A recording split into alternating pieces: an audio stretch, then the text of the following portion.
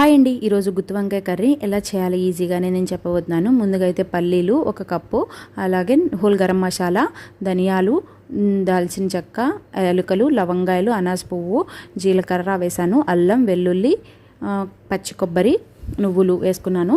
దాన్ని మిక్సీలోకి సాల్ట్, కారం, పసుపు కూడా వేసేసుకుని ఫైన్ పేస్ట్ లాగా చేసుకోవాలి.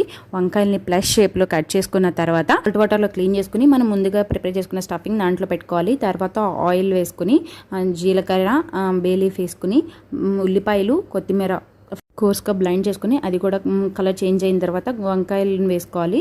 మూత పెట్టి అది కూడా చేంజ్ అయిన తర్వాత మనం పేస్ట్ మిగులుతుంది కదా, స్టఫ్ చేయగా మిగిలింది, దాన్ని కూడా వేసేసి పచ్చిమిర్చి, కరివేపాకు వేసుకుని దాని కలర్ చేంజ్ అయిన తర్వాత వంకాయలు, అప్పుడు దాంట్లోకి కొంచెం చిన్న నిమ్మకాయ సైజ్ అంత చింతపండు గుజ్జును కూడా యాడ్ చేసేసుకొని గరం మసాలా యాడ్ చేసుకొని గ్రేవీ కన్సిస్టెన్సీ చూసుకొని దగ్గర పడాక